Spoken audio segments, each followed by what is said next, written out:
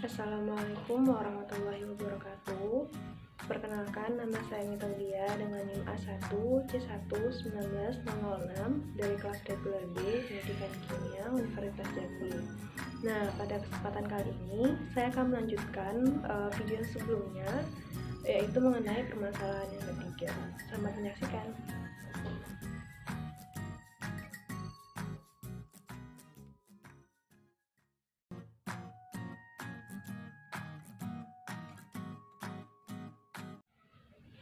Nah, sebelum membahas permasalahannya, teman-teman dapat melihat videonya terlebih dahulu ataupun dapat melihat di link YouTube berikut ini ya.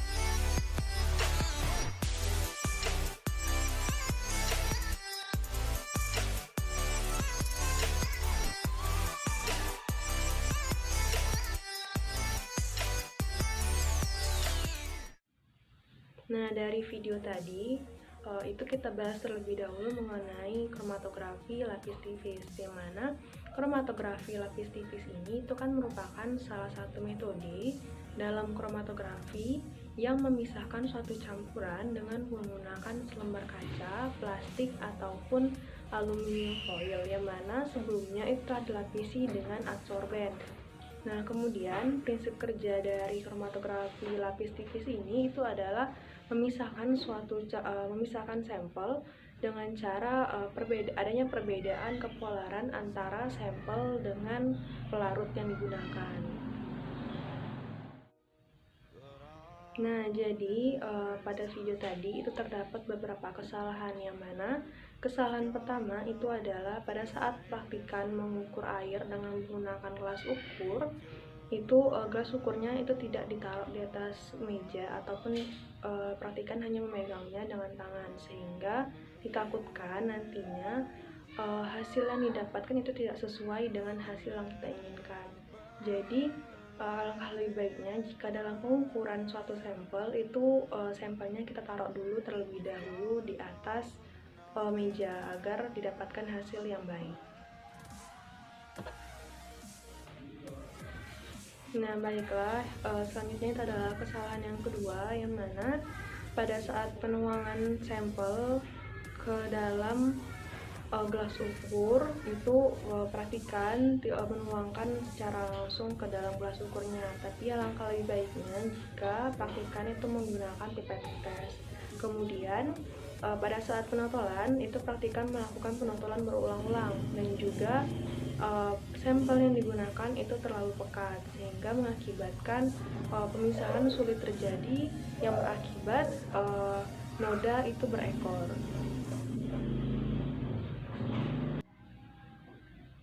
Nah, selanjutnya itu adalah kesalahan yang ketiga, yang mana pada kromatografi lapis tipis ini pada saat penotolannya itu praktikan tidak menunggu penotolan sebelum itu kering terlebih dahulu, tapi alangkah lebih baiknya jika penotolannya itu terlebih dahulu dikeringkan, barulah dilanjutkan dengan penotolan yang berikutnya, sehingga tidak mengakibatkan antara penotolan itu tidak tergabung nantinya.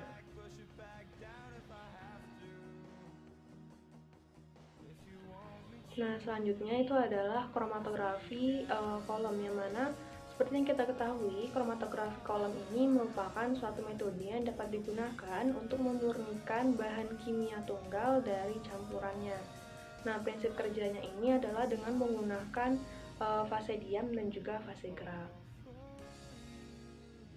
Nah, pada video kromatografi kolom ini terlebih dahulu teman-teman dapat menyaksikannya pada video berikut ini atau pada link berikut ini ya.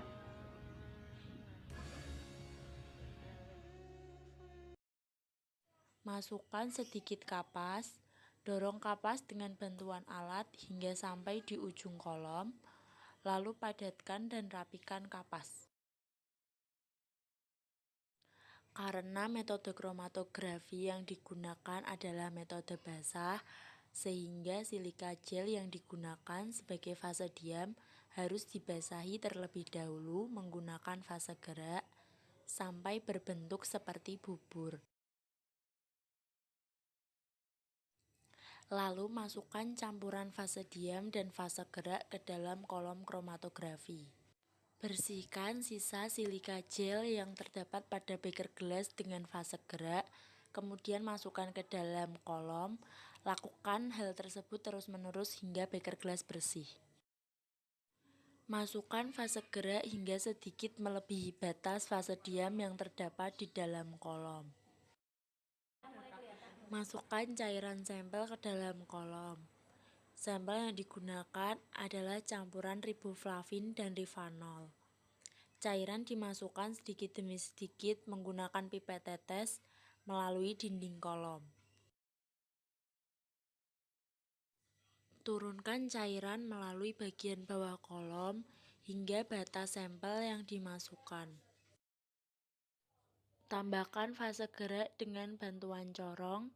Lakukan sedikit demi sedikit melalui dinding kolom. Cairan dikeluarkan melalui bagian bawah kolom dan ditampung dalam Erlenmeyer. Karena bagian dalam kolom tidak boleh dibiarkan kering, maka harus ditambah terus-menerus dengan cairan fase gerak sampai sampel berada di bagian bawah kolom kromatografi. Bila cairan sampel telah sampai di bagian bawah kolom kromatografi, hal tersebut merupakan pertanda berakhirnya penampungan cairan. Inilah hasil yang didapatkan dari penampungan cairan. Diperoleh 3 Erlenmeyer dengan warna cairan yang berbeda.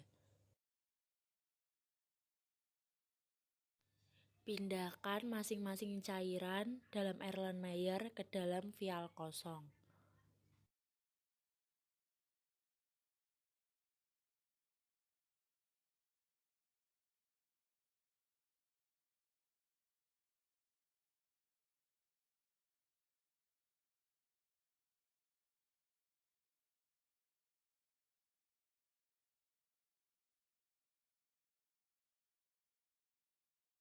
Lakukan penotolan pada plat kromatografi yang sebelumnya telah ditandai dan diberi jarak masing-masing 1 cm.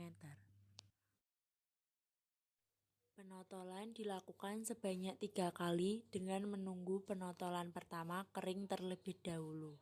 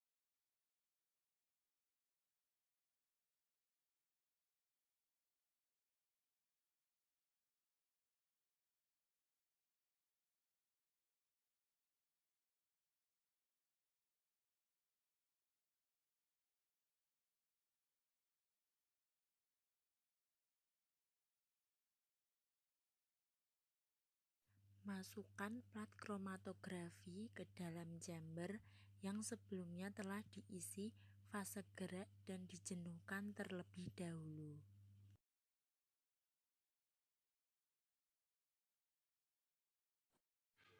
Tunggu hingga eluen naik sampai garis batas. Ambil plat kromatografi dengan pinset. Angin-anginkan hingga kering, lalu masukkan dalam kotak UV. Sinari plat dengan sinar UV 254 nm dan 366 nm, lalu diamati hasilnya. Hasil ditandai dengan berpendarnya totolan ketika disinari sinar UV. Nah, jadi pada video yang telah diamati tadi, itu kan praktikan menyusun komponennya itu adalah pertama itu dimasukkannya kapas yang kemudian dipadatkan. Kemudian baru dimasukkan bubur silikanya dan juga baru dimasukkan fase geraknya. Barulah kita dimasukkan sampelnya. Nah, pada video kali ini itu terjadi kesalahan yang mana seharusnya susunannya itu adalah seperti ini. Nah, dari gambar tadi itu dapat kita lihat bahwa yang pertama dimasukkan itu adalah kapas, yang kedua itu barulah dimasukkan pasir terlebih dahulu. Nah, pasir ini fungsinya itu adalah untuk meratakan dari adsorbennya.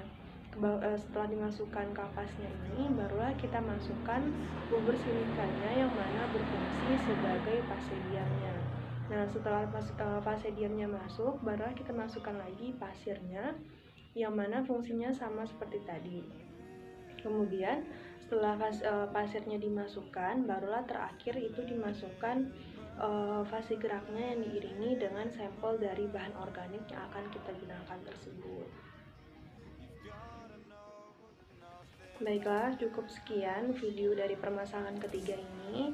Terima kasih telah menyaksikan dari awal. Saya ucapkan terima kasih sekali lagi. Wassalamualaikum warahmatullahi wabarakatuh.